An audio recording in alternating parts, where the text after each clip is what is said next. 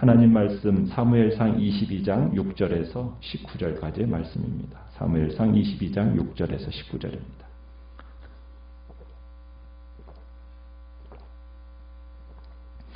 사무엘상 22장 6절입니다. 사울이 다윗과 그와 함께 있는 사람들이 나타났다 함을 들으니라. 그때에 사울이 기브아 높은 곳에서 손에 단창을 들고 에셀 나무 아래에 앉았고 모든 신하들은 그의 곁에 섰더니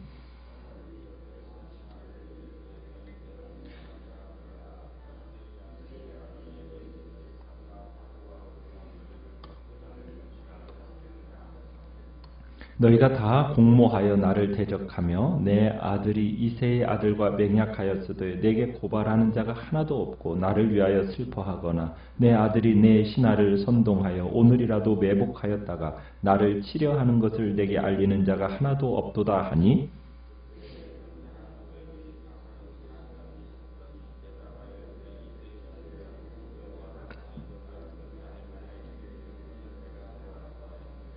아히멜렉이 그를 위하여 여호와께 묻고 그에게 음식도 주고 블레셋 사람 골리앗의 칼도 주더이다.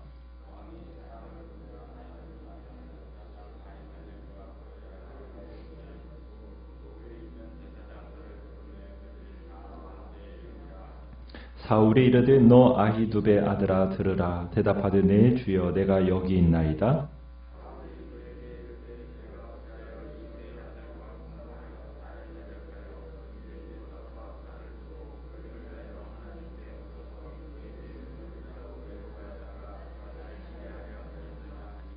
아히멜렉이 왕에게 대답하여 이르되 왕의 모든 신하 중에 다윗과 같이 충실한 자가 누구인지요.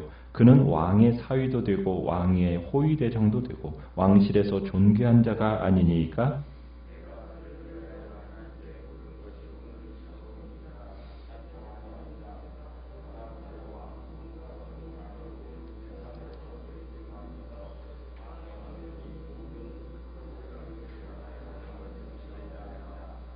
왕이 이르되 아히멜렉아 내가 반드시 죽을 것이요 너와 내 아비의 온 집도 그러하리라 하고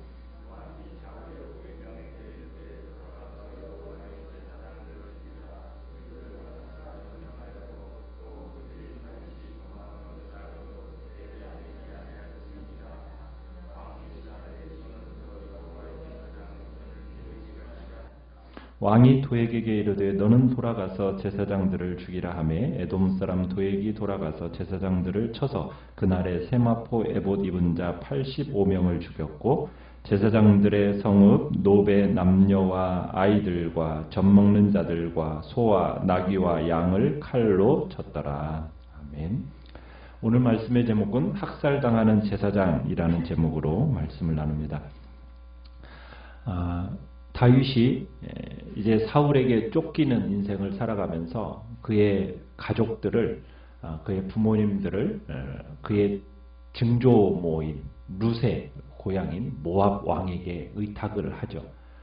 그래서 당분간 모압이라는 땅에서 400명의 용사들, 400명의 사람들과 함께 다윗이 잠시 머물게 되는데, 그런데 이제 하나님께서 선지자 갓을 통해서 모압에 머물지 말고 유대 땅으로 들어가라고 하나님이 명령을 내리십니다. 그래서 이제 그 명령에 순종해서 유대 땅으로 돌아왔어요.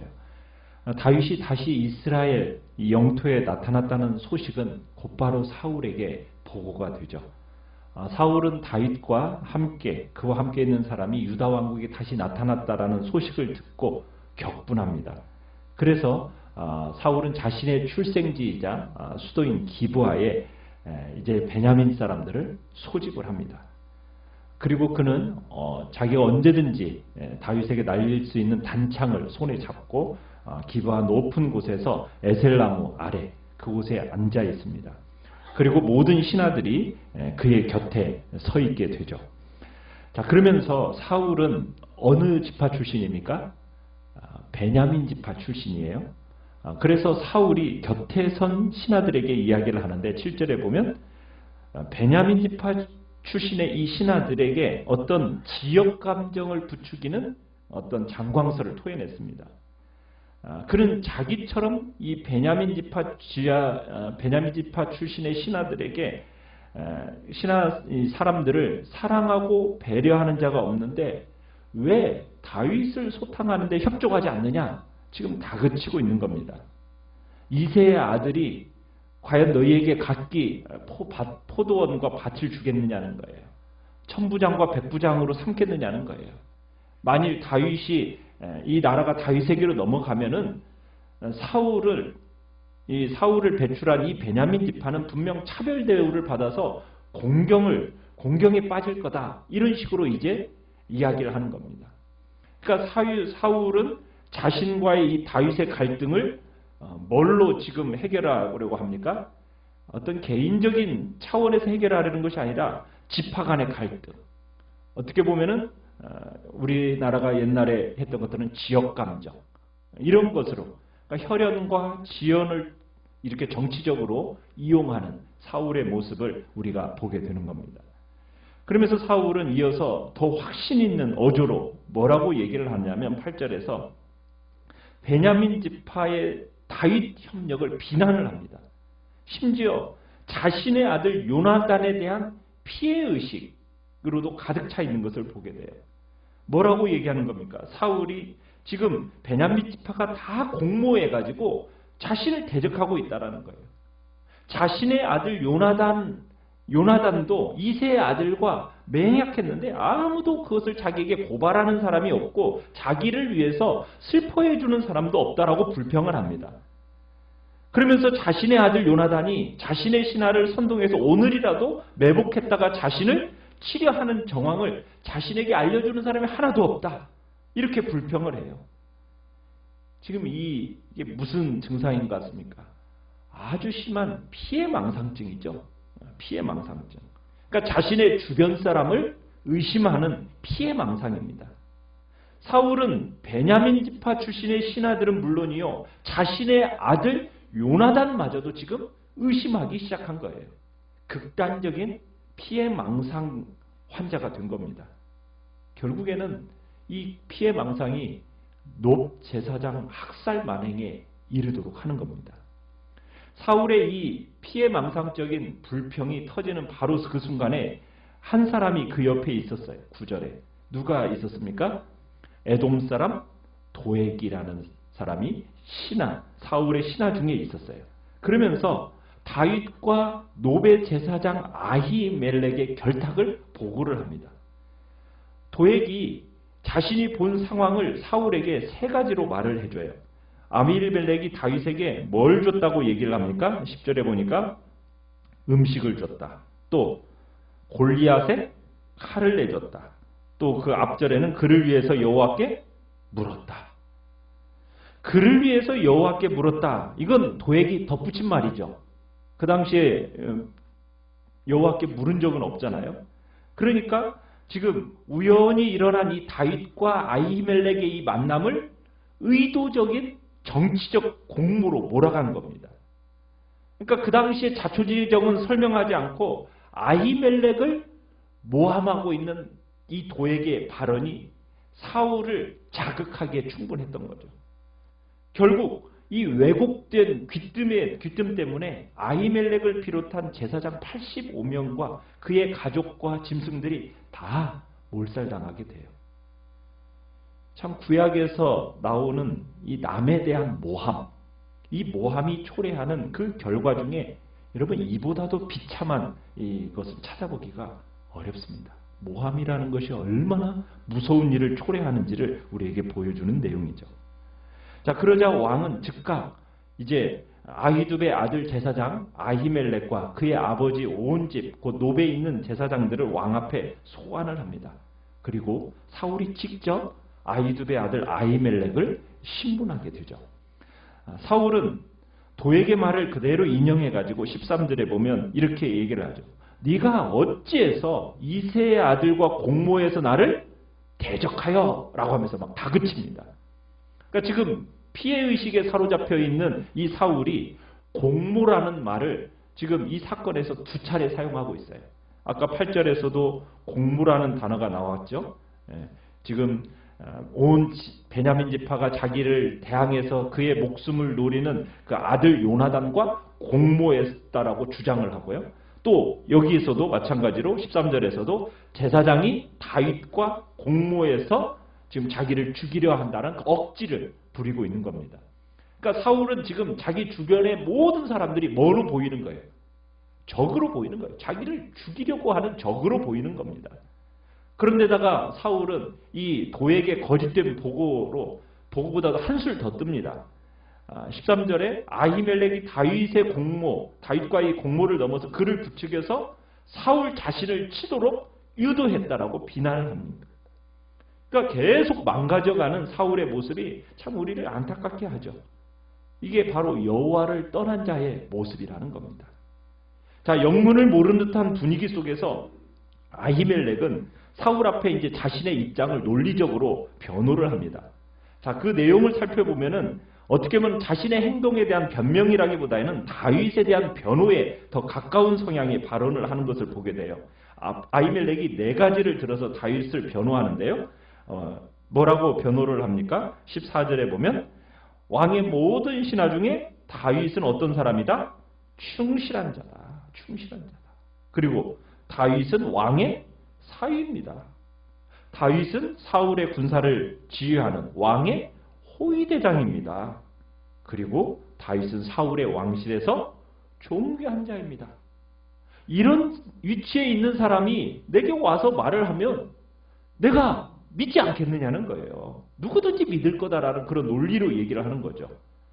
아히멜렉은 지금 다윗을 향한 이 사울의 적개심, 살이 이게 얼마나 잘못되었는가 이것을 말하고 있는 셈인 겁니다. 한 걸음 더 나아가서 자신이 지금 다윗을 위해서 물은 것이 15절에 보면 하나님의 뜻을 물어준 것은 어제 오늘이 일이 아니라는 거예요. 그건 잘못된 일이 될 수가 없다라는 거죠. 그러니 자신과 자신의 제사장 가문의 어떤 규칙도 전가하지 말아달라고 간청을 하는 겁니다. 아마 그동안 다윗이 사울과 원수가 되었더라도 노베에 있는 사람들은 아직 모르는 일이라고 지금 말을 합니다. 아직 사람들에게 알려지지 않은 사실이기 때문에 빚어진 일이라고 그러면서 충분히 설득력 있는 충분히 있을 수 있다라는 이런 일로서 아히멜렉이 자신을 변호를 하는 거죠. 하지만 지금 사울은 어떤 상태입니까? 이성을 잃은 상태죠. 다윗 사냥의 혈안이 된 이 사울의 귀에 지금 아히멜렉의 이 조리 있는 말이 들어오겠어요? 들어올 리가 없죠. 사울은 경로해가지고 살기 등등한 채 뭐라고 얘기를 합니까? 17절에 보면은 이렇게 얘기를 해요. 하반절에. 여호와의 제사장들이 다윗과 협력했다라는 거예요. 왜?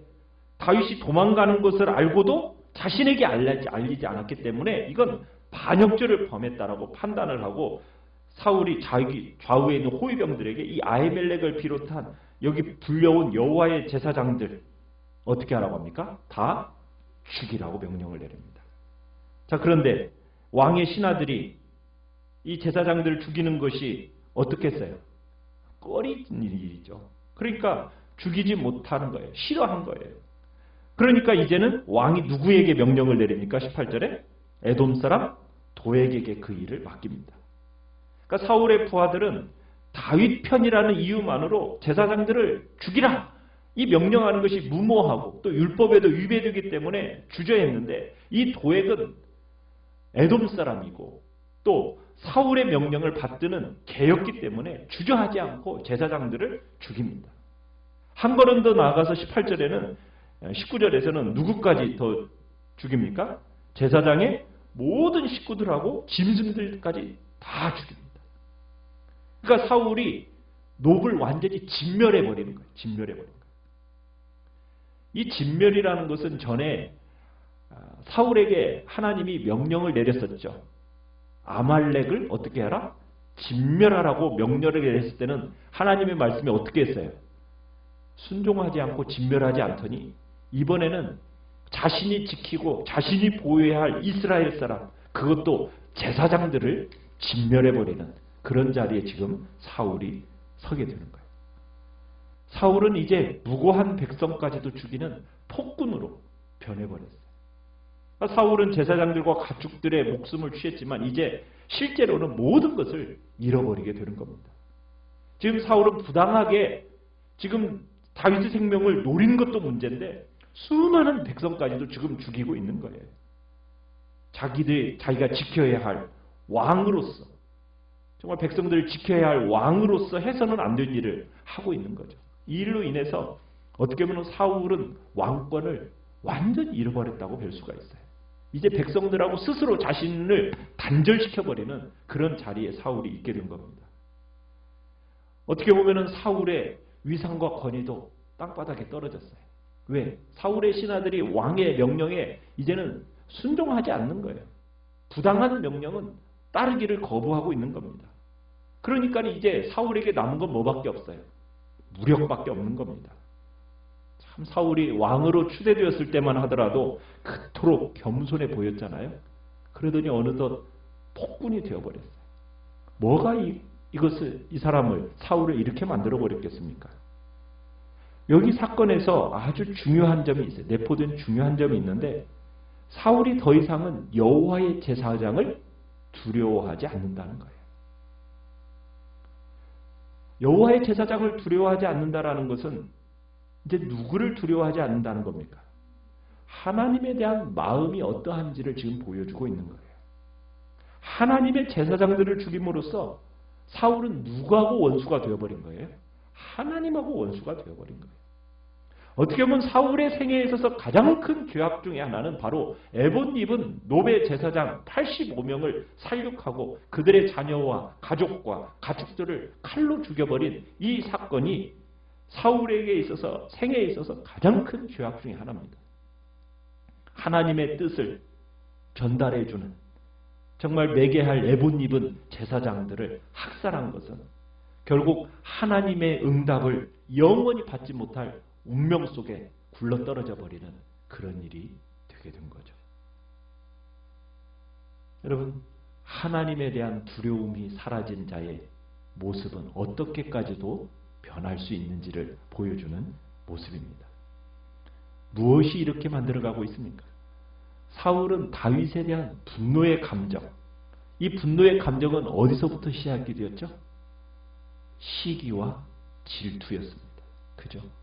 그 질투심이 분노로, 그리고 그 옆에 도액이라는 사람의 기회주의적인 이 이기심, 이것이 결합되면서 무고한 사람들을 죽게 만든 겁니다. 우리 안에도 시기와 질투심이 분노로, 그리고 어떤 정치적이고 어떻게 기회주의적인 그런 이기심들이 딱 결탁이 되어지면 이것은 많은 사람들을 죽이는 그러한 자리에 갈 수도 있다는 거예요. 그래서 우리 안에 항상 우리를 돌아봐야 되는 겁니다. 내 안에 질투심들을, 그로 인한 분노들을, 혹여나 다른 사람들의 어떤 이기적인 그런 말들이 내 안에서 결탁되는 일이 없도록, 그래서 늘 우리 자신을 주님 앞에 성찰하는 삶 살게 해달라고 주님 앞에 이 시간 기도하며 나가시기 바랍니다. 말씀을 셉니다.